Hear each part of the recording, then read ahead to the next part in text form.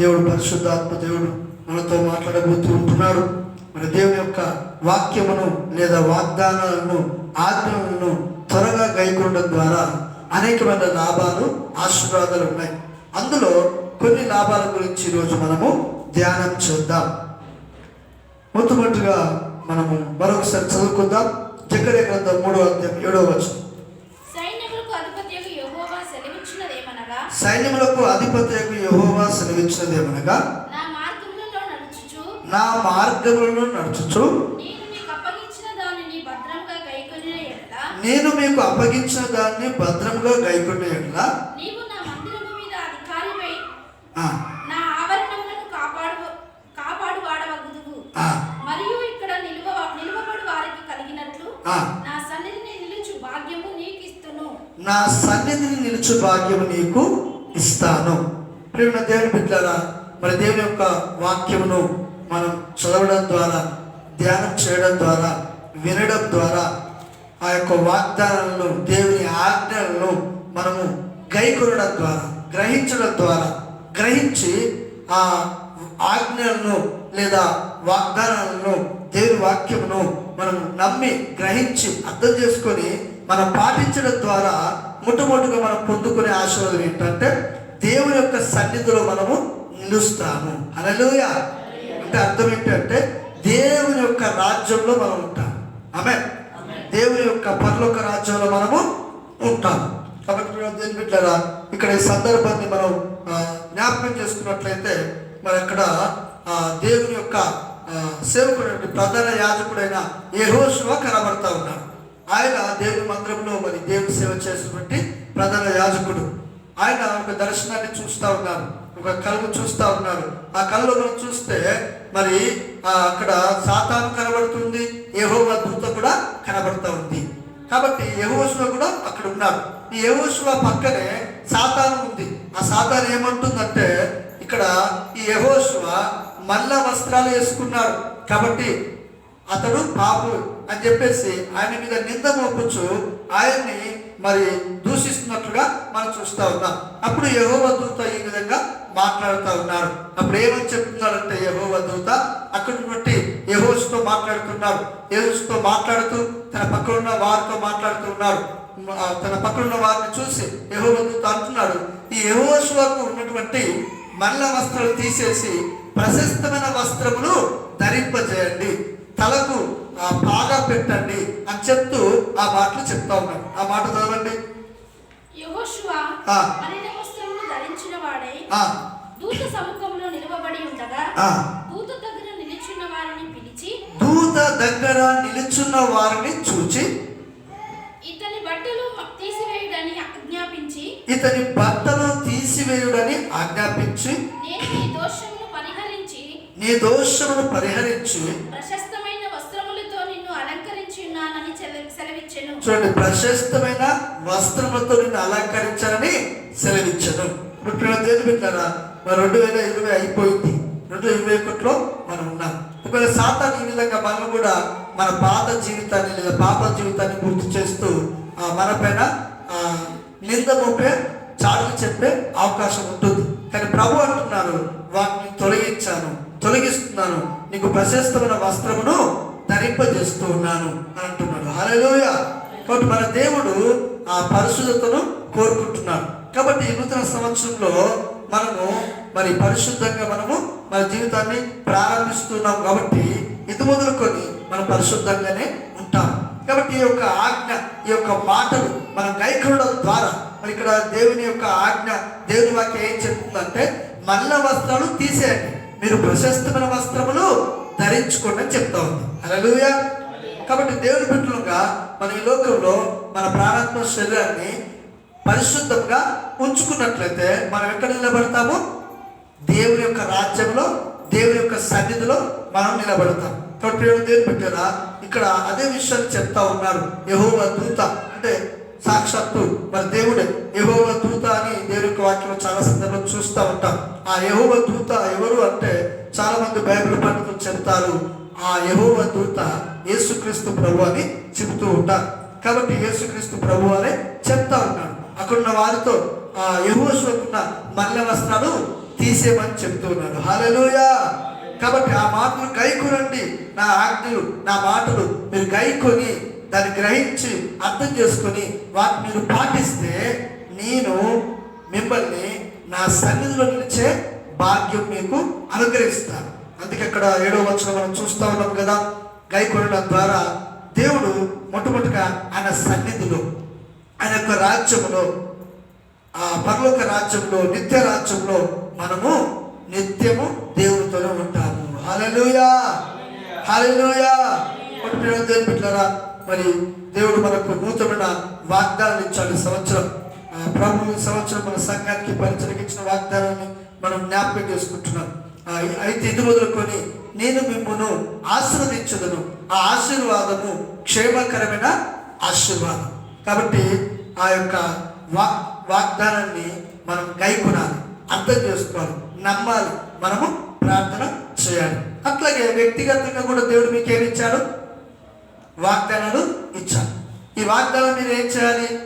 ఆ వాగ్దానాన్ని మీరు జ్ఞాపకం చేసుకొని ప్రతిరోజు ఆ వాగ్దానం బట్టి ఎత్తి పట్టి ప్రార్థన చేయాలి. మీరు వాగ్దానం తీసుకొని ఎక్కడో మరి బీరువాలో, సూట్ కేసులో, ఎక్కడో బైబిల్ ఒక చోట పెట్టేసి దాన్ని మర్చిపోకూడదు. మీరు ఏం చేయాలి? ప్రతిరోజు ప్రార్థన చేయాలి. ప్రార్థన చేసుకుంటున్నప్పుడు ప్రభు ఈ సంవత్సరం నాకు ఈ వాగ్దానం ఇచ్చాను, ఈ వాగ్దానం నా జీవితంలో నెరవేర్చాను, నా కుటుంబానికి ఈ వాగ్దానం ఇచ్చాను, నా కుటుంబంలో ఈ వాగ్దానాన్ని నెరవేర్చండి, మా సంఘానికి, మా పరిచయకు ఈ వాగ్దానం ఇచ్చాను, ఈ వాగ్దానాన్ని నెరవేర్చండి అని నిత్యం మనం ఏం చేయాలి? ప్రార్థన చేయాలి. కాబట్టి దేవుని బిడ్డలారా, మరి మనం తీసుకొని మనం దాన్ని మర్చిపోతే మనకు ఆ వాగ్దానము నెరవేరే అవకాశం ఉండదు. ఎందుకంటే ప్రభు అంటున్నాడు, మీరు గైకొనండి, మీరు దాన్ని అర్థం చేసుకోండి, మీరు దాన్ని అర్థం చేసుకొని మీరు ప్రార్థన చేయండి, అప్పుడు అది నెరవేర్చబడుతుంది. ఆ నెరవేర్చబడడం ద్వారా మీరు నా సన్నిధిలో ఉంటారని ప్రభు చెప్తూ ఉంటున్నారు. కాబట్టి వాగ్దానం ఎప్పుడు కూడా మనం విశ్వాసంతో నమ్మి ప్రార్థనాపూర్వకంగా సిద్ధపడాలి. ఆ వాగ్దానం ప్రకారంగా ప్రార్థనాపూర్వకంగా సిద్ధపడాలి. మూడోది ఏం చేయాలంటే విశ్వాసంతో దాన్ని ప్రకటించాలి. కాబట్టి నీకు ఒక వాగ్దానం ఇచ్చాను. ఇప్పుడు చూడండి, సంఘానికి క్షేమకరమైన ఆశీర్వాదం ఇది మొదలుకొని మిమ్మల్ని నేను క్షేమకరమైన ఆశీర్వాదంలోకి నడిపిస్తానని చెప్పాను. కాబట్టి దాన్ని మనం నమ్మాలి, తర్వాత ప్రార్థన చేయాలి, తర్వాత ముందు ప్రకటించాలి. ఎస్, ఈ సంవత్సరం నాకు అన్ని దేవుడు క్షేమకరమైన ఆశీర్వాదాలు ఇచ్చాడు అని చెప్పి మనం ప్రకటించాలి. అప్పుడు ఆ వాగ్దానం మన జీవితంలో నెరవేర్చబడుతుంది. ఇప్పుడు మీకున్న వాగ్దానాన్ని ఆ విధంగా మీరు చేస్తే 100% దేవుడు మీకు ఇచ్చిన వాగ్దానం ఏం చేస్తాడు? ఈ సంవత్సరం నెరవేర్చుతాడు. ఇంకా మీరు ఏం చేయాలంటే మీకు ఇచ్చిన ఆ వాగ్దానాన్ని ఆ పై వచనాలు కింది వచనం చదవాలి. అక్కడ సందర్భం ఏముందో మీరు అది చదవాలి, దాన్ని తెలుసుకోవాలి. తెలుసుకోకుండా మీరు ఉంటే కూడా మనం త్వరగా దాన్ని అర్థం చేసుకోలేము, త్వరగా గమనించరు, త్వరగా మనం గైకొనే అవకాశం ఉండదు. కాబట్టి ఇప్పుడు జకర్యా 3:7 మనం చదువుకున్నాం. ఆ సందర్భం ఏంటి అని మనం తెలుసుకోవాలంటే పై వచనాలు కూడా మనం చదివాం, కింది వచనాలు కూడా చదివాం. అప్పుడు మనకు స్పష్టంగా అర్థమైంది ఆ సందర్భం ఏంటంటే యెహోషువ ప్రధాన యాజకుడుగా మందిరంలో ఉంటున్నాడు, దర్శనం చూస్తున్నాడు, యెహోవా దూత ప్రత్యక్షమైంది, సాతాను కూడా అక్కడ ఉన్నది, అక్కడికి కొంతమంది పరిశుద్ధులు కూడా ఉన్నారు. కాబట్టి ఆ సాతాను యెహోషువ ప్రధాన యాజకుడు యెహోషువ మీద మరి ఫిర్యాదు చేస్తూ ఉంది. అతను మల్ల వస్త్రాలు వేసుకున్నాడు, అతను ఎట్లా సన్నిధిలో ఉంచుకున్నా అని ఫిర్యాదు చేస్తూ ఉంది. అట్లాగే మన జీవితంలో కూడా సాతాను ఫిర్యాదు చేసే అవకాశం ఉంటుంది. కానీ మనం భయపడిన అవసరం లేదు, దేవుడు మన పక్షంలో ఉన్నాడు. హల్లెలూయా. దేవుడు మనకు తోడుగా ఉన్నాడు. ఆయన మనం ఒప్పుకున్నట్లయితే ఆ మల్ల వస్త్రం తొలగించి ప్రశస్త వస్త్రంతో మనల్ని ధరింపజేస్తున్నాడు. ఇంకా అక్కడ యెహోషువకు తలపైన తలపాగ పెట్టినట్లుగా చూస్తా ఉన్నాం. ఆ మాట చదవండి. అతని తల మీద తెల్లని పాగా పెట్టించుడని నేను మనవి చేయగా. హల్లెలూయా. కాబట్టి చూడండి, తెల్లని పాగ పరిశుద్ధాత్మకు దేవుని వాక్యానికి సాదృశ్యంగా ఉంటుంది. కాబట్టి ఈ రీతిగా మన నూతన వాగ్దానాన్ని ఆ వచనం ఒకటే మనం జ్ఞాపకం ఉంచుకోవడం కాదు, కానీ అది కరెక్ట్గా అర్థం కావాలంటే ఆ వాగ్దానం యొక్క అధ్యాయం మొత్తం చదవాలి. ఆ వాగ్దానం యొక్క అధ్యాయం మొత్తం కూడా చదవాలి. కాబట్టి మేము నూతన వాగ్దానం తీసుకున్నాం. ఇప్పుడు మీరు చేయాల్సిన పని ఏంటంటే ఆ యొక్క వాగ్దానం యొక్క అధ్యాయం మొత్తం చదవండి. పై వచనాలు, కింది వచనాలు చదివినట్లయితే అక్కడ మీకు సందర్భం అర్థమవుతుంది. తద్వారా మీరు కరెక్ట్గా అర్థం చేసుకొని ఆ వాగ్దానం గురించి కరెక్ట్గా మీరు ప్రార్థన చేయగలుగుతారు. తద్వారా దేవుడు ఆ వాగ్దానం నెరవేరుస్తాడు. అంత మాత్రం కాకుండా ప్రభు ఇక్కడ అంటా ఉన్నాడు, నా మాటలు, నా వాగ్దానము, నా ఆజ్ఞలు మీరు గైకొనడం ద్వారా మీరు నా సన్నిధిలో నిలుస్తారు. అవే సన్నిధి అనగా దేవుని రాజ్యం. అక్కడ కొంతమంది పరిశుద్ధులు ఉన్నారు. ఆ పరిశుద్ధులతో పాటు మరి ఈ ప్రధాన యాజకుడు యెహోషువ కూడా నిలుస్తున్నట్లుగా మన లేఖనాల్లో చూస్తూ ఉన్నాం. హల్లెలూయా. కాబట్టి మొట్టమొదటి ఆశీర్వాదం ఏంటంటే దేవుని వాగ్దానాలను, దేవుని యొక్క వాక్యమును, దేవుని యొక్క మాటల్ని మనము గైకొనడం ద్వారా, నమ్మడం ద్వారా, కరెక్ట్గా అర్థం చేసుకోవడం ద్వారా, మనము పరిశుద్ధంగా జీవించడం ద్వారా దేవుని యొక్క సన్నిధిలో, దేవుని యొక్క రాజ్యంలో మనము ఉంటాము. హల్లెలూయా. రెండోదిగా మనం చదువుకుందాం. చదవండి.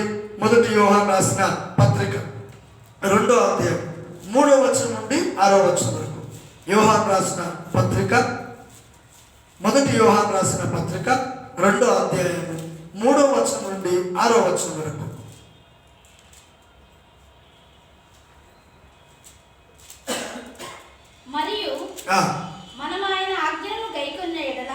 మరియు మనము ఆయన ఆజ్ఞలను గైకొన్న యెడల దీని వలననే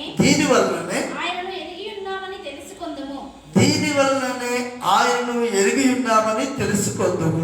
హల్లెలూయా. కాబట్టి దేవుని యొక్క వాక్యమును, వాగ్దానాన్ని, ఆజ్ఞల్ని మనం గైకొనడం ద్వారా, అర్థం చేసుకోవడం ద్వారా, విశ్వసించడం ద్వారా, మన జీవితంలో పాటించడం ద్వారా మనం పొందుకుంటున్న రెండో ఆశీర్వాదం ఏంటంటే, రెండో లాభం ఏంటంటే దేవుణ్ణి మనం పూర్తిగా తెలుసుకుంటాం. హల్లెలూయా. దేవుడు మనం ఏం చేస్తామండి? పూర్తిగా తెలుసుకుంటాం. ఇప్పుడు చూడండి, ఒక పెళ్లి సంబంధం వచ్చింది అనుకోండి, ఆ అబ్బాయి గురించి అమ్మాయి వాళ్ళు పూర్తిగా తెలుసుకుంటారు, ఆ అమ్మాయి గురించి అబ్బాయి వాళ్ళు కూడా పూర్తిగా తెలుసుకుంటారు. కాబట్టి అట్లాగే మన దేవుడు పెళ్లి కుమారుడు, ఆయన గురించి మనం పూర్తిగా తెలుసుకోవాలి. మన గురించి ఆయనకు పూర్తిగా తెలుసు, కానీ ఆయన గురించి మనకు పూర్తిగా తెలియాలి. కాబట్టి అది ఏ విధంగా తెలుస్తుందంటే దేవుని యొక్క వాక్యంలో ఆయన గురించి స్పష్టంగా వ్రాయబడి ఉంది. కాబట్టి ఆ వాక్యాన్ని మనం బాగా చదవడం, గైకొనడం, అర్థం చేసుకోవడం ద్వారా మనం ఆయన్ని పూర్తిగా ఎరుగుతాం, పూర్తిగా తెలుసుకుంటాం.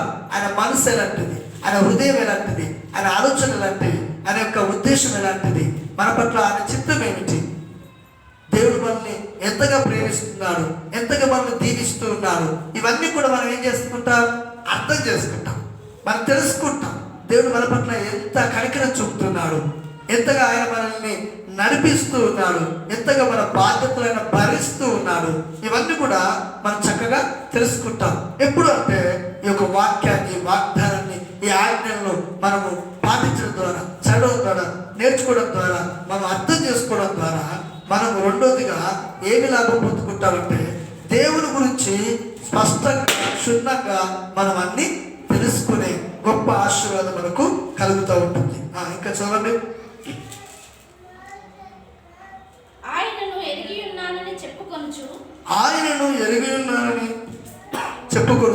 ఆయన ఆజ్ఞలను గైకొనని వాడు అబద్ధికుడు, వానిలో సత్యము లేదు. ఆయన వాక్యము ఎవడు గైకొనునో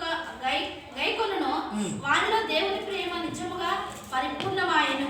ఆయన యందు నిలిచి ఉన్న వాడనని చెప్పుకొని వాడు ఆయన ఎలాగ నడుచుకొనినో అలాగే తాను నడుచుకొన భద్రుడై ఉన్నాడు.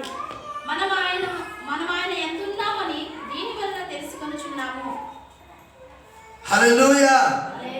దేవుని బిడ్డలారా, మనం చూస్తూ ఉంటున్నాం ఇక్కడ మరి దేవుని ఆజ్ఞను మనం గాయకోవడం ద్వారా, తెలుసుకోవడం ద్వారా, దేవుని వాక్యం తెలుసుకోవడం ద్వారా మనలో సత్యం ఉంటుంది, అబద్ధము ఉండదు. ఒకవేళ మనం అనుకుంటాం, నేను ఆయన వాక్యం చదువుతున్నాను, అర్థం చేసుకుంటున్నాను, మనం అర్థం చేసుకోకుండానే అర్థం చేసుకుంటున్నాను అని అనుకుంటే అది నువ్వు అబద్ధం చేస్తున్నట్లు, నువ్వు అబద్ధికుడు అని అక్కడ వాక్యము వ్రాయబడుతూ ఉంటుంది. కాబట్టి మనం వాక్యం పాటించకుండా, ఆయన ఆజ్ఞలు పాటించకుండా, మన వాక్యం అర్థం చేసుకోకుండా, స్పష్టంగా దాన్ని మనం తెలుసుకోకపోవడం ద్వారా నేను తెలుసుకున్నానని మనల్ని మనమే సంతృప్తి పరుచుకుంటే మనము మోసపోతాము. మనం అబద్ధికులు అని అక్కడ వ్రాయబడి ఉంటుంది. ఇంకా మరల మీరు చదివితే ఇంకో మాట కూడా ఉంటుంది. మళ్ళీ చదవండి 4-5 వచనాలు. చూడండి, ఆయన ఎరిగి ఉన్నామని మనం వాక్యం చదవట్లేదు, వాగ్దాన్ని నమ్మట్లేదు, ఆజ్ఞలు పాటించట్లేదు, పాటించకుండా కూడా నాకు యేసయ్య మొత్తం తెలుసు అని మనం అట్లా అంటే, మనం ఆ విధంగా అంటే అబద్ధం ఆడిన వారం అవుతాము. ఇంకా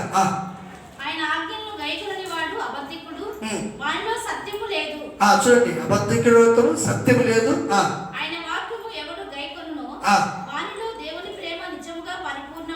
చూడండి, దేవుని వాక్యం మనం గైకొనడం ద్వారా మూడోదిగా మనం తెలుసుకుంటున్నాము, రెండోదిగా తెలుసుకుంటాము, మూడోదిగా దేవుని ప్రేమ మనలో పరిపూర్ణం అవుతుంది.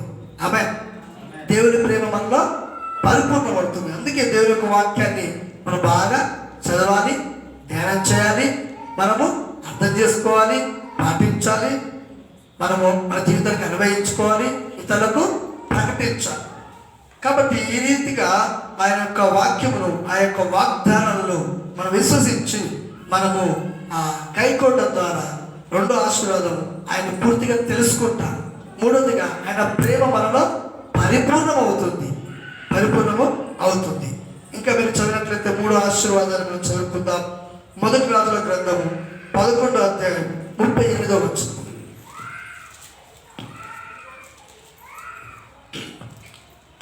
మొదటి రాజుల గ్రంథము 11వ అధ్యాయం 38వ వచనం.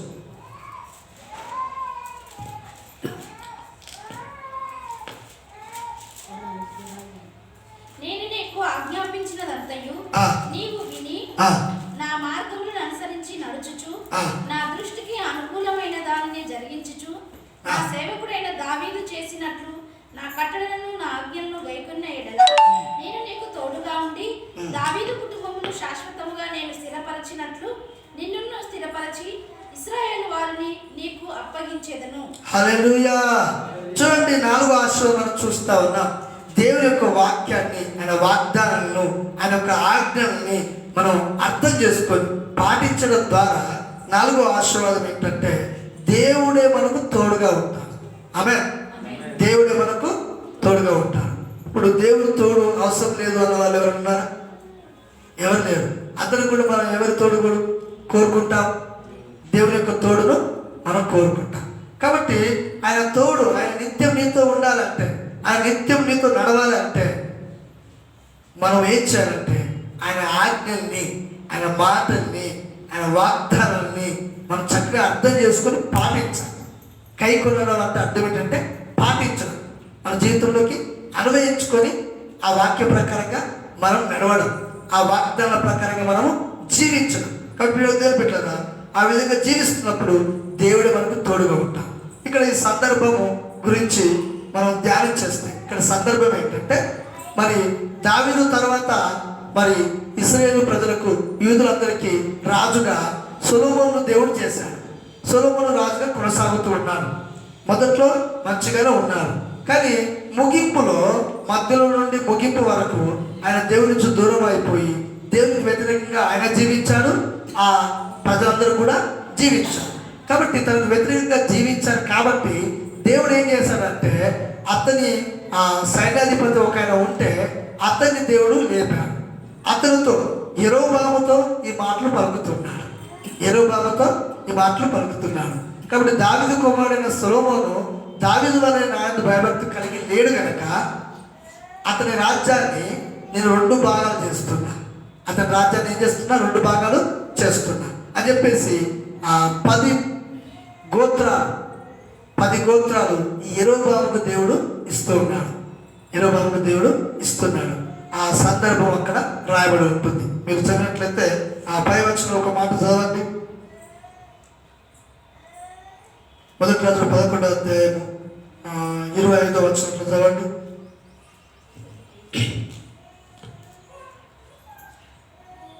హదదు చేసిన ఈ కీడుగాక సొలొమోను బ్రతికిన దినముల నీకు ఇతడు ఆరాము దేశమందు ఏలిన వాడై ఇశ్రాయేలీయులకు విరోధి అయింది ఇశ్రాయేలీయుల యందు అసహ్యత గలవాడై ఉండెను.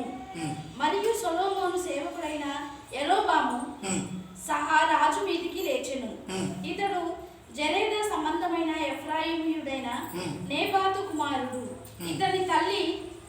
తల్లి పేరు జెరూహా, ఆమె విధవరాలు.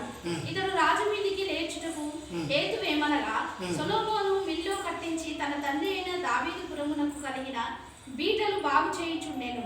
అయితే యరొబాము అను ఇతడు మహాబలాఢ్యుడై ఉండగా, ఎవరుడగు ఇతడు పని యందు శ్రద్ధ కలవాడని సొలొమోను తెలుసుకొని, యోసేపు సంతతి వారు చేయవలసిన భారమైన పని మీద అతనిని అధికారిగా నిర్ణయించెను. అందుకే యరొబాము యెరూషలేములో నుండి వెడలిపోగా, సిలోనీయుడును ప్రవక్తినగు అహీయా అతనిని మార్గమందు కనుగొనెను.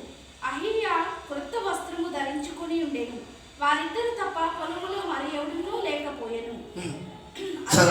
ఇక్కడ మనం చూస్తా ఉన్నాం. ఈ విధంగా సొలొమోను తప్పిదం చేశాడు కాబట్టి దేవుడు తన ప్రవక్తను పంపించాడు. ఆ ప్రవక్త పేరు ఏంటంటే అహియాను ప్రవక్త. ఆ ప్రవక్త ఏం చేశాడంటే ఈ యరొబాముతో మాట్లాడుతున్నాడు. పొలములో ఆ ప్రవక్త యరొబామును కలుసుకొని దేవుడు చెప్పిన మాటలను చెప్తా ఉన్నాడు.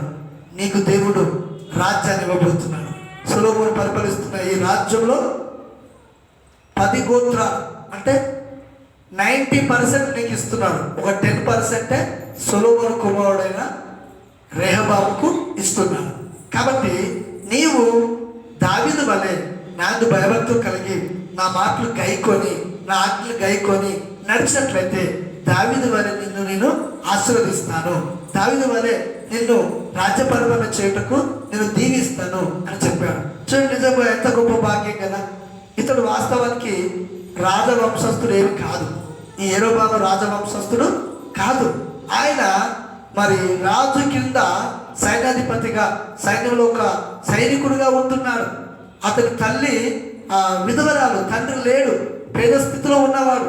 అలాంటి మరి పేద స్థితి నుండి దేవుడు రాజస్థితి ఇస్తున్నాడు. హల్లెలూయా, రాజస్థితి ఇస్తున్నాడు. అందుకే దేవుని వాక్యం చూస్తూ ఉన్నాం కదా. ఎవరైతే దేవుని యందు భయభక్తి కలిగి ఉంటారో, ఆయన మాటలు ఆయన ఆజ్ఞలు గైకొంటారో, దేవుడు వారిని పెంట కుప్ప మీద లేవనెత్తి సింహాసనం మీద కూర్చుండబెడతాడు.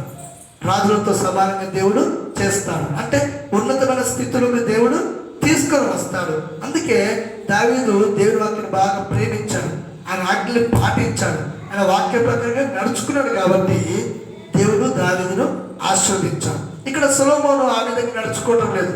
దేవుని వాక్య ప్రకారంగా దేవుని ఆజ్ఞల ప్రకారంగా ఆయన అర్థం చేసుకోకుండా దేవుని ఆజ్ఞలను ఆయన పాటించడం లేదు. కాబట్టి ఆయన దగ్గర నుండి రాజ్యం తీసివేసి యరొబాముకు దేవుడు ఇస్తున్నారు. దేవుని బిడ్డలారా, మన దేవుని బిడ్డలుగా క్రైస్తవులుగా మనం చాలా సంవత్సరం ఉండవచ్చు, కానీ దేవుని వాక్య ప్రకారంగా మనం జీవించకుంటే మనకు ఆశీర్వాదము ఉండదు.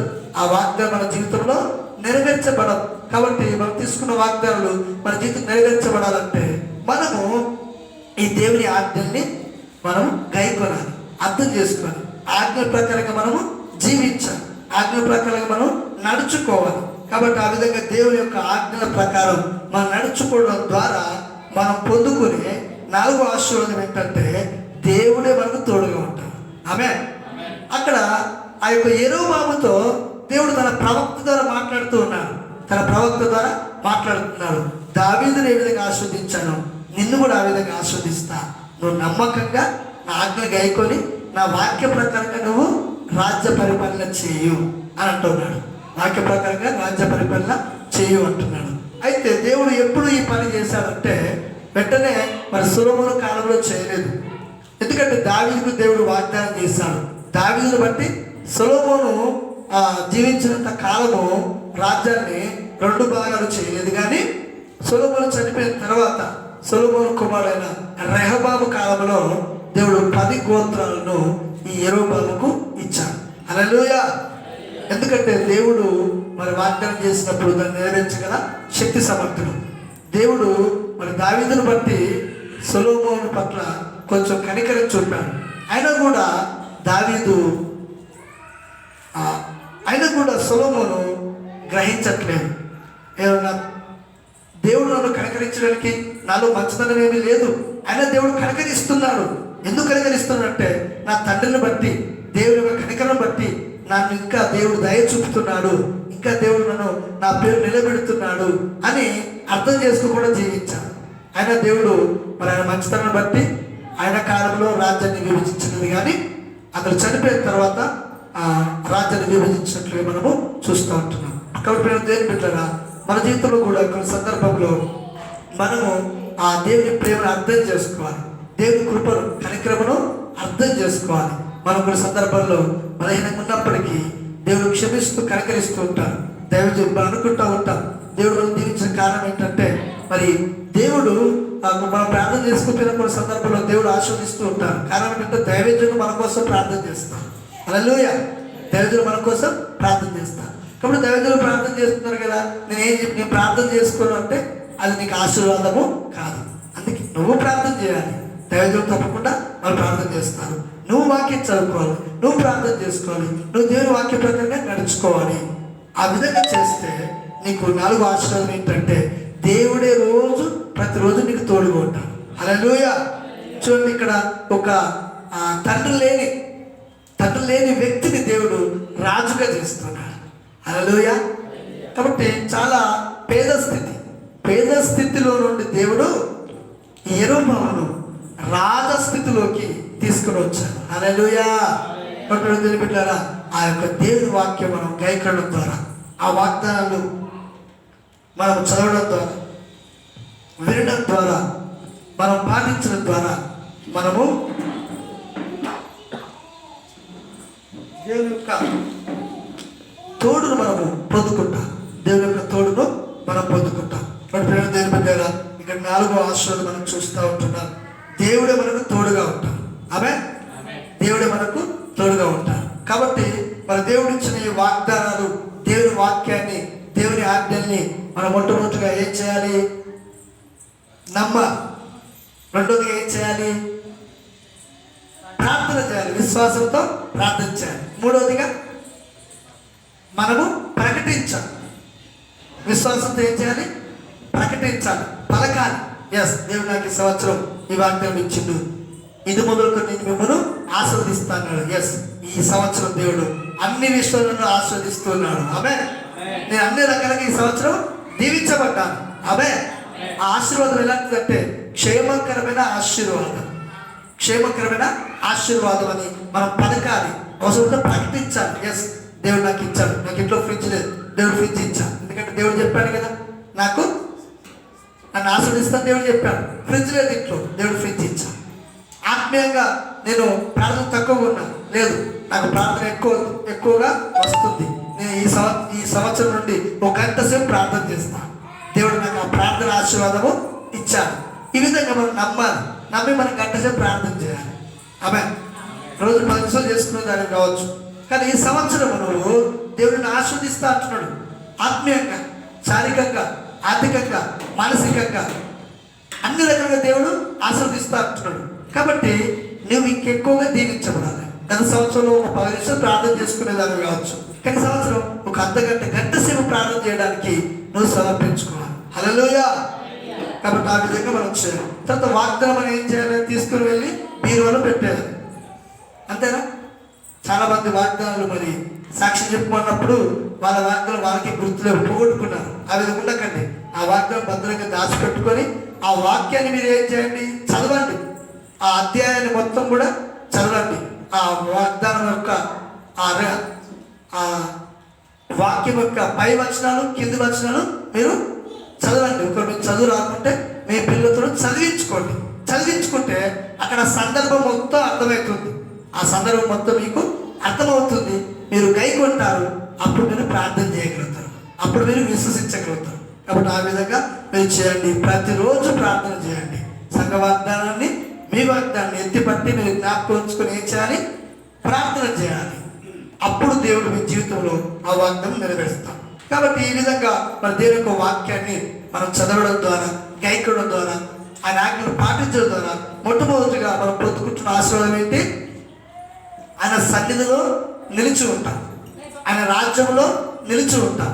అంతలో కాకుండా మనం పరిశుద్ధంగా జీవించాలని కూడా అక్కడ వ్రాయబడి ఉంది. కాబట్టి యెహోషువతో, ప్రధాన యాజకుడైన యెహోషువతో దేవుడు చెప్తూ ఉన్నాడు, నీ మల్ల వస్త్రం తీసివేయబడ్డాయి. కాబట్టి గతంలో ఉన్నట్టుగా నువ్వు ఈ కొత్త సంవత్సరం ఉండకూడదు.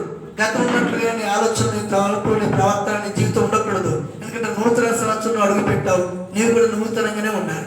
ఆమె నూతనంగానే ఉండాలి. నూతనంగా దేవుడితో భయభక్తులు కలిగి మంచిగా ఆత్మీయంగా ఆర్థికంగా అన్ని రకాలుగా నువ్వు దీవించబడతావని ప్రభుత్వం చేస్తున్నాను. కాబట్టి ఆ రెండో ఆశీర్వాదం మనం చూస్తూ ఉంటున్నాం. దేవుని యొక్క వాక్యము ఆజ్ఞలు పాటించడం ద్వారా దేవుని మనం పూర్తిగా తెలుసుకుంటాం. ఈ వాక్యం చదవడం ద్వారా వినడం ద్వారా మనం ఎవరు తెలుసుకుంటాం? దేవుని తెలుసుకుంటాం. ఇప్పుడు దేవుని గురించి నీకేం తెలియకుంటే నువ్వు ఏ విధంగా ఆయన పైన నమ్మకం నీకు కలుగుతుంది? ఒక వ్యక్తి గురించి నీకు తెలిసినప్పుడే నీకు నమ్మకము కలుగుతుంది. కానీ ఆయన యొక్క మాటలు నువ్వు చదవకుండా, ఆయన మాటలు వినకుండా, ఆయన మాటలు నువ్వు జ్ఞాపకం ఉంచుకోకుండా ఆయన గురించి నువ్వు ఏమర్థం చేసుకుంటా? ఏమర్థము చేసుకోరు. అప్పుడు నీకు ఆయన పైన నమ్మకము కలగదు.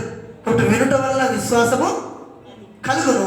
ఆ వినుట క్రీస్తు యేసు గురించిన మాట వలన కలుగును. కాబట్టి నీలో దేవునిపై నమ్మకం పెరగాలంటే నువ్వు ఆయన గురించి వినాలి, ఆయన గురించి తెలుసుకోవాలి. మరి ఆయన గురించి ఎక్కడ రాయబడ్డది? దేవుని యొక్క గ్రంథంలో, పరిశుద్ధ గ్రంథంలో, బైబిల్ గ్రంథంలో రాయబడ్డది. కాబట్టి ఆయన మాటలు రోజు చదవాలి, రోజు మంచిగా వినాలి, రోజు మంచిగా ధ్యానం చేయాలి, ఆజ్ఞలు మనం పాటించాలి. అప్పుడు మనం ఆయన గురించి అర్థం చేసుకుంటాం. ఆయన మనసు ఏంటి, ఆయన హృదయం ఏంటి, ఆయన ఆలోచన ఏంటి, దేవుడు ఈ సంవత్సరం నేను ఎట్లా దీవించబోతున్నాడు, నేను ఏ విధంగా నడిపించబోతున్నాడు, నేను ఏ విధంగా దేవుడు తప్పించబోతున్నాడు, ఏ విధంగా దేవుడు నేను కాపాడబోతున్నాడు, ఏ విధంగా నిన్ను ఇంకా పైకి తీసుకొని రాబోతున్నాడు, నీ కుటుంబాన్ని ఏ విధంగా దీవించబోతున్నాడు, ఇవన్నీ కూడా నీకు అర్థమవుతాయి. నువ్వు పాటించకుండా ఆయన ఆజ్ఞలు గైకొనకుండా ఉంటే నీకు అవన్నీ అర్థం కావు. కాబట్టి మూడో ఆశీర్వాదం, దేవుని మనం తెలుసుకుంటాము. నాలుగవదిగా దేవుని ఆజ్ఞలు మనం పాటించడం ద్వారా మనము దేవుని తోడు పొందుకుంటాం. హల్లెలూయా, దేవుని తోడును పొందుకుంటాం. ఆయన ఆజ్ఞలు మనం పాటించడం ద్వారా దేవుని యొక్క తోడును పొందుకుంటాం. కాబట్టి యెరోబాముకు దేవుడు తోడుగా ఉన్నాడు. హల్లెలూయా. దావీదుకు దేవుడు తోడుగా ఉన్నాడు, యోసేపుకు దేవుడు తోడుగా ఉన్నాడు, దానియేలుకు దేవుడు తోడుగా ఉన్నాడు. ఎందుకంటే వారు దేవుని ఆజ్ఞలు పాటించారు, దేవుని ఆజ్ఞలు పాటించారు. దానియేలును మరి సింహం బొరులో వేశారు. ఎందుకోసం వేశారు?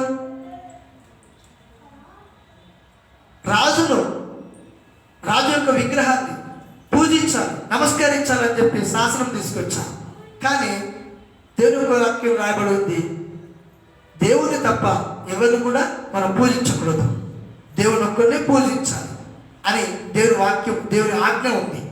నేను తప్ప నీకు ఇంకొక దేవుడు ఉండకూడదు, ఆయన నువ్వు ఆరాధించాలని రాయబడి ఉంది. కాబట్టి ఈ ఆజ్ఞ ప్రకారం అతను నిలబడ్డాడు. కాబట్టి ఆ సింహం బోర్లో దేవుడు దానిలకు తోడుగా ఉన్నాడు. ఆమె కాబట్టి దేవుడు ఆ విధంగా ఆ ఆజ్ఞలు మనం గుర్తు చేసుకొని మనం దేవుడి కోసం నిలబడాలి. హల్లెలూయా. కాబట్టి అప్పుడు దేవుడి తోడు మనకు ఉంటుంది. ప్రతిరోజు దేవుడి తోడు మనకు ఉంటుంది. ఆ విధంగా ప్రతిరోజు ఉండాలంటే మనం ఈ దేవుడి యొక్క ఆజ్ఞలు పాటించాలి. కొన్ని సందర్భాలు మనకు దేవుడి తోడు మరి గత సంవత్సరం మీకు కొన్ని సందర్భాలు లేనప్పుడు మన దేవుని పైన సరగడం కాదు, అసలు మరి దేవుని తోడు దూరమైందంటే నేను మన దేవుడి వాక్య ప్రకారం ఉంటున్నానా, దేవుని ప్రకారం నడుచుకుంటున్నానా, దేవుని ఆజ్ఞ ప్రకారం ఉంటున్నానా, నేను దేవుని పైన విశ్వాసం ఉంచుతున్నానా, ఇంకా వేరే వాటిపైన విశ్వాసం ఉంచుతున్నానా అని మనం అర్థం చేసుకోవాలి. మనల్ని మనం పరీక్షించుకోవాలి, పరిశీలించుకోవాలి. అప్పుడు దేవుడు మనకు సహాయం చేస్తాడు. అప్పుడు మనకు అర్థమవుతుంది, లేదు నేనే మిస్టేక్ చేశాను అని చెప్పి వెంటనే అర్థమవుతుంది. మనం వెంటనే దేవుని పైన ఆధారపడతాము. అప్పుడు దేవుని యొక్క తోడు మనకు లభిస్తూ ఉంటుంది. హల్లెలూయా, హల్లెలూయా. కాబట్టి మీరు దేవుని బిడ్డలారా, ఇక్కడ మరి యెరోబాముకు దేవుడు తోడుగా ఉన్నాడు. యెరోబాముతో అంతా ఉన్నాడు. మళ్ళా మాట చూడండి, 1 రాజులు 11:38. నేను నీకు ఆజ్ఞాపించినదంతయు నీవు విని నా మార్గములను అనుసరించి నడుచుచు నా దృష్టికి అనుకూలమైన దాన్ని జరిగించుచు నా సేవకుడైన దావీదు చేసి, చూడండి, నా మార్గములను నడుచుచు నా దృష్టికి అనుకూలమైనది జరిగించుచు నా సేవకుడైన దావీదు చేసినట్లు, నా సేవకుడైన దావీదు చేసినట్లు నా కట్టడలను నా ఆజ్ఞలను గైకొన్న ఎడల. చూడండి, దావీదు ఏం చేశాడు? దావీదు అంతగా దీవించడం కారణం అంటే దేవుని యొక్క వాక్యాన్ని, దేవుని యొక్క ఆజ్ఞల్ని, దేవుని యొక్క వాగ్దానాన్ని, దేవుని యొక్క కట్టడలను విశ్వసించి వాటి ప్రకారంగా నడిచాడు. హల్లెలూయా. చదవండి. నేను నీకు తోడుగా ఉండి దావీదు కుటుంబమును శాశ్వతముగా నేను స్థిరపరచినట్లు నిన్ను ఇశ్రాయేలు వారిని నీకు అప్పగించెదను. హల్లెలూయా. చూడండి, మనల్ని మాత్రమే కాదు, దేవుని వాక్యమును మనం నమ్మడం ద్వారా, ఈ దేవుని వాక్యం ప్రకారంగా, ఆజ్ఞల ప్రకారంగా మనం పాటించడం ద్వారా, నమ్మడం ద్వారా, నడుచుకోవడం ద్వారా మనల్ని మాత్రం కాదు, మన కుటుంబాన్ని కూడా దేవుడు ఆస్వాదిస్తాడు. ఆమె మన కుటుంబాన్ని కూడా దేవుడు ఏం చేస్తాడు? ఆస్వాదిస్తాడు. అందరూ బట్టే మరి దావీదు నడిచాడు కాబట్టి సొలొమోను తప్పిదం చేసిన దేవుడు సొలొమోను చనిపోయేంత వరకు దేవుడు రాజ్యాన్ని తీసేయాడు. వ్యక్తిగతంగా సొలొమోనుకు దేవుడు పనిష్మెంట్ ఇచ్చాడు, కానీ ఈ రాజ్య విషయంలో మాత్రము సొలొమోనుకు వెంటనే పనిష్మెంట్ ఇవ్వలేదు. ఎందుకు ఇవ్వలేదంటే దావీదును బట్టి. హల్లెలూయా. అట్లే కొన్ని సందర్భాల్లో మన జీవితంలో మనం ప్రార్థించకపోయినా, మనం ఆరాధించకపోయినా, దేవుని ప్రేమించకపోయినా, దేవుని మంది క్రమంగా మనం కొన్నిసార్లు రాకపోయినా కొన్ని దీవులు మనం పొందుకుంటూ ఉంటాం. ఎందుకంటే మొట్టమొదటిగా దేవుని కృప, రెండోదిగా సేవకులు మన కోసం ప్రార్థన చేస్తారు. హల్లెలూయా. సేవకులు మన కోసము ప్రార్థన చేస్తారు. ఆ విషయాన్ని మనం జ్ఞాపకం ఉంచుకోవాలి. మనం దీవించబడిన కారణం ఏంటంటే దేవుడు మొట్టమొదటిగా, తర్వాత సేవకుడు అనే విషయాన్ని మనం ఎప్పుడు కూడా మర్చిపోకూడదు. కాబట్టి ఇక్కడ సొలొమోను ఆ విధంగా చివరి వరకు ఉండడానికి కారణం ఏంటంటే దేవుని కృప ఒకటి, రెండోది తన తండ్రి యొక్క విశ్వాస జీవితం, తన తండ్రి యొక్క ప్రార్థన జీవితం. అట్లా ఒక విశ్వాస జీవితంలో గొప్పగా దీవించబడుతున్నాడు అంటే మనం అనుకుంటాం నా విశ్వాసమే, నేను కష్టపడుతున్నా అనుకుంటాం. లేదు, నువ్వు కష్టపడుతున్నావు కావచ్చు, నీకు విశ్వాసం ఉండవచ్చు, వాస్తవమే. కానీ మొట్టమొదటి దేవుని కృప ఉంటుంది, దేవుని ఆశీర్వాదం ఉంటుంది. రెండోదిగా నీ సేవకుడు, నీ తల్లిదండ్రులు నిన్ను ఆశీర్వాదంలోకి నడిపిస్తారు. ఈ విషయాన్ని గుర్తుపెట్టుకోవాలి. ఎప్పుడైనా చాలామంది ఈ విషయాన్ని గుర్తుపెట్టుకోరు. కొంతమంది దేవుని గుర్తుపెట్టుకోరు, మేమే కష్టపడినట్టు మేమే దీవించబడ్డాం అనుకుంటారు. దేవుని గుర్తుపెట్టుకోరు. తర్వాత వారి తల్లిదండ్రులు, ఆత్మీయ తల్లిదండ్రులు, శారీరక తల్లిదండ్రులు వారు గుర్తుపెట్టుకోరు. వాళ్ళు పెద్దగా అయిన తర్వాత తల్లిదండ్రులు పట్టించుకోకుండా ఉంటారు. ఆ విధంగా మనం ఉండకూడదు. ఆత్మీయ తల్లిదండ్రులు పట్టించుకోవాలి, అట్లాగే శారీరక తల్లిదండ్రులు మనము పట్టించుకోవాలి. కాబట్టి నేను దేవుని బిడ్డగా ఈ రీతిగా మరి సొలొమోను రాజ్యమును యెరోబాముకు దేవుడు ఇచ్చాడు. అంటే అర్థం ఏంటంటే నువ్వు నమ్మకం ఉంటే ఇంకా దేవుడు నీకు అనేక పనులు అప్పగిస్తాడు, ఇంకా నిన్ను నీ కుటుంబాన్ని దేవుడు దీవిస్తాడు. దాని అర్థం ఏంటంటే అక్కడ దేవుడు అప్పగించాడు నమ్మకత్వం బట్టి. కాబట్టి నమ్మకమైన వానికి మెండైన దీవెనలు. కాబట్టి దేవుడు ఎప్పుడు నమ్మకత్వం చూస్తాడు. మనకు ఒక పని, ఒక బాధ్యత అప్పగించాలంటే దేవుడు చూస్తాడు, ఇతను నమ్మకస్తుడా కాదా, చేయగలుగుతాడా లేదా, సామర్థ్యం ఉందా లేదా అని దేవుడు చూస్తాడు. సామర్థ్యం కంటే ముఖ్యంగా దేవుడు ఏం చేస్తుంటే నమ్మకస్తుడా లేదా అని చూస్తాడు. నమ్మకస్తుడైతేనే అది అప్పగిస్తాడు. అట్లాగే దేవుడు మనకు కూడా, సేవకుడు కూడా మనకు అప్పగించినది మనం నమ్మకస్తులను భావించే అప్పగిస్తూ ఉంటాం. కాబట్టి మనం నమ్మకంగా ఉండాలి. ఎందుకంటే నమ్మకస్తులకి మెండైన దీవెనలు కలుగుతాయి. ఇప్పుడు సేవకుడు చిన్న పని చెప్పినప్పుడు ఆ చిన్నది చేయకుంటే పెద్దది నీకు ఎట్లా అప్పగిస్తాడు? అప్పగించవు. నువ్వు చిన్నదాన్ని చేయలేకపోయావు, పెద్దది ఏ విధంగా చేస్తావు? చిన్న మాట వినట్లేదు, చిన్న మాటకి నువ్వు లోబడట్లేదు, చిన్న మాటని నువ్వు అవిధంగా చూపుతున్నావు. పెద్దది ఏ విధంగా నీకు ఇస్తాడు? కాబట్టి మనం చిన్నది చేయవు, పెద్దది ఆశిస్తాం. మొదటి స్టెప్ ఎక్కకుండా ఎన్నో స్టెప్ ఎక్కాలనుకుంటాం, 100 స్టెప్ ఎక్కాలనుకుంటాం. అప్పుడు ఏమవుతుంది? మనం పడిపోతాం. ఒక స్టెప్, మొదటి స్టెప్ ఎక్కాలి. మొదటి స్టెప్ ఎక్కకుండా నేను 10వ స్టెప్ ఎక్కుతా అంటే మనం పడిపోతాం. ఆత్మీయ కూడా అదే విషయాన్ని ఇక్కడ దేవుడు తెలియజేస్తున్నాడు. కాబట్టి దేవుని పెట్టారా, దేవుడు మనకి ఇచ్చిన వాక్యాన్ని మనం నమ్మి మనం ప్రార్థన చేస్తూ మనం వాటిని కైకొని వాటిని పాటించడం ద్వారా మనం దేవుని యొక్క ఆశీర్వాదం పొందుకుంటాం. ఆయన సన్నిధిలో నిలుస్తాము, మనం పరిశుద్ధంగా ఉంటాము, ఆయన తెలుసుకుంటాము. తర్వాత ఆయన ప్రేమ మనలో పరిపూర్ణమవుతుంది. 5వదిగా ఆయన మనకు తోడుగా ఉంటాడు. హల్లెలూయా, హల్లెలూయా. కాబట్టి కొద్ది మాటలు దేవుడు మనందరితో దీవించి మా వెనుకలు నెరవేర్చును గాక. ఆమేన్. ప్రార్థన చేసుకుందాం. మోకరించి కళ్ళు మూసుకోండి, ప్రార్థన చేసుకుందాం. ప్రభువా, మమ్మల్ని మీరు దీవించండి ప్రభువా. మీ వాక్యాన్ని, మీ వాగ్దాన్ని ప్రభువా మేము గైకొంటాం, నమ్ముతాం ప్రభువా, విశ్వసిస్తాం ప్రభువా అని